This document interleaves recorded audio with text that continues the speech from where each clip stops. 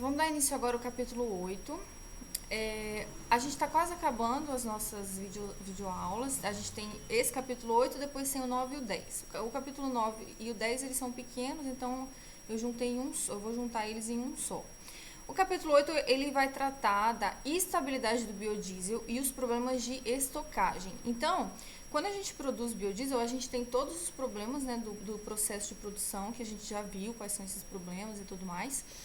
Agora, depois que a gente produz, a gente ainda continua tendo problema com o biodiesel que já foi produzido. Então, a gente tem problemas na armazenagem desse biodiesel, no transporte do biodiesel, e a gente tem problemas até quando o biodiesel já está dentro dos veículos. Então, a gente vai ver quais são esses problemas e o porquê desses problemas.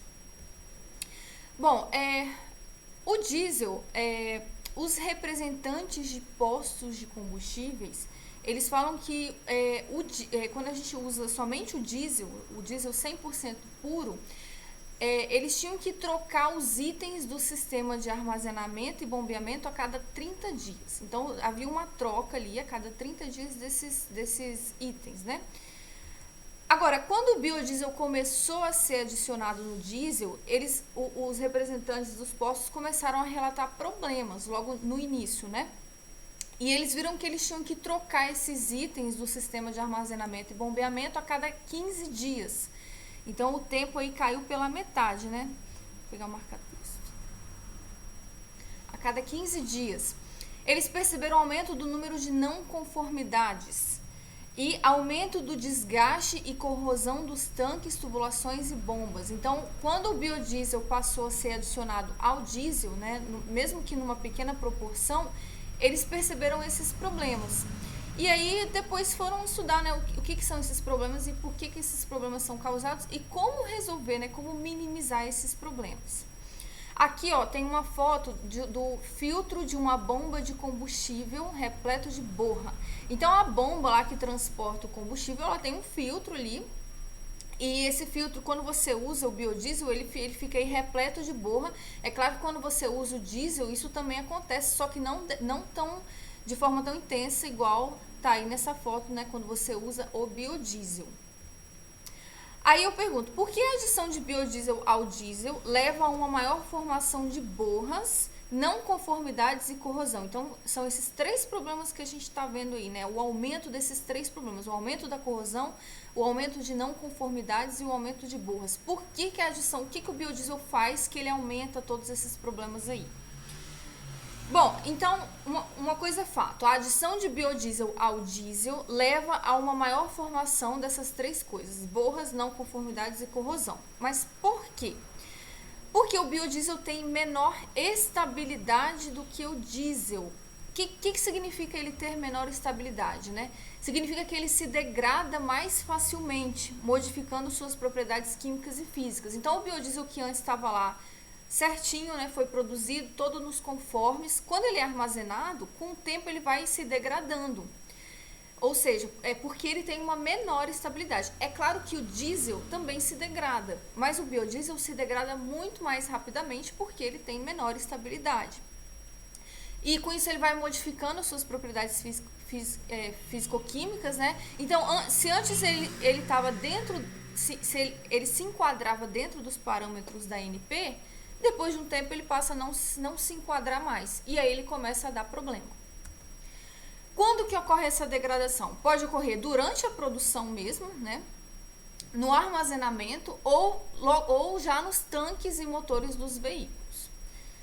Então pode ocorrer em qualquer momento. Mas por que o biodiesel se degrada mais facilmente do que o diesel? A resposta para isso está na estrutura. Aqui, eu acho que eu nunca mostrei para vocês, mas isso aqui representa uma molécula de diesel, né?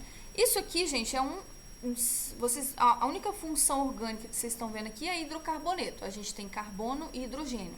Não é ácido, não é éster, é simplesmente um hidrocarboneto de cadeia longa. Hidrocarboneto quer dizer que tem hidrogênio e carbono somente. Agora, o biodiesel, a gente viu, né, a gente está cansado de ver que ele é um éster, né? A gente tem um carbono aqui, duplo oxigênio, simples oxigênio, e do outro lado aqui uma cadeia carbônica. Essa cadeia carbônica aqui, ela vem do álcool, né? Então, isso aqui pode ser 2 carbonos, se ela vem do etanol, ou um carbono, se ela vem do metanol. E do outro lado aqui a gente tem uma longa cadeia carbônica que vem do ácido graxo. Aí essa longa cadeia carbônica aqui vai depender de qual ácido graxo que ela vem, ou seja, vai depender de qual matéria-prima esse biodiesel veio. Então, qual é a diferença que a gente vê aqui entre o biodiesel e o diesel? Primeiro, essa cadeia carbônica aqui, né? A do biodiesel varia de acordo com a matéria-prima, como eu acabei de falar. E a outra principal diferença é a presença de oxigênios. Então, a gente tem aqui 2 oxigênios no biodiesel, enquanto no diesel a gente não tem oxigênio. Então, a principal diferença entre eles são os átomos de oxigênio, enquanto no diesel só há átomos de carbono e hidrogênio. Então, a gente vai ver que esses átomos de oxigênio, eles fazem muita diferença aí, tá? Então, são eles que causam essa degradação mais fácil, né? São esses átomos de oxigênio que causam os problemas no biodiesel. Então, a gente vai entender como. Primeiro problema que a gente pode ter, formação de depósitos de água. Como assim? Essa formação de depósitos de água é o seguinte, você deixa o biodiesel lá armazenado, depois de um tempo você vai ver a formação de água, né? Antes não tinha água no combustível e de repente você vai ver depósitos de água. E esses depósitos de água, como a água ela é mais densa do que o biodiesel, a água vai ficar por baixo. Então você vai ter uma camada fina de água lá por baixo do biodiesel, depois de um tempo, né? Por quê? Isso, gente, acontece também com o diesel. Com o diesel também forma depósitos de água, só que muito menos do que com o biodiesel. Agora, por que com o biodiesel a formação de depósitos de água é maior? Por causa da presença do oxigênio que eu acabei de falar. A presença de oxigênio torna o biodiesel mais polar, né? Então a gente vê aqui que o diesel ele é uma substância apolar. O biodiesel também é uma substância predominantemente apolar. Só que ele é menos apolar do que o diesel, justamente por causa desses átomos de oxigênio aqui, ó.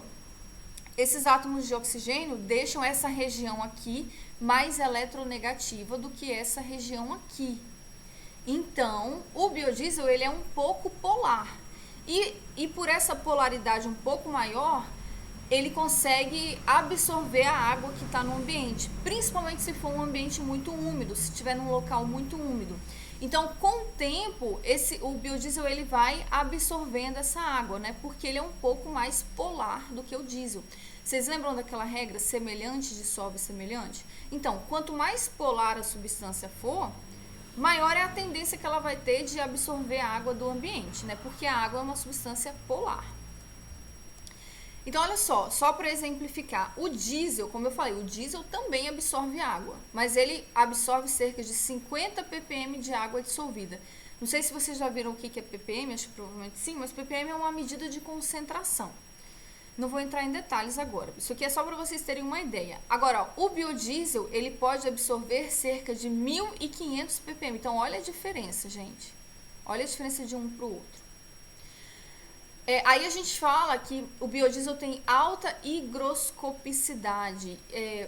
Higroscopicidade, uma substância higroscópica, é o contrário de uma substância hidrofóbica. Hidrofóbica é que tem fobia de água, né? Higroscópica é que tem atração pela água. Então a gente fala que o biodiesel tem essa maior atração pela água do que o diesel.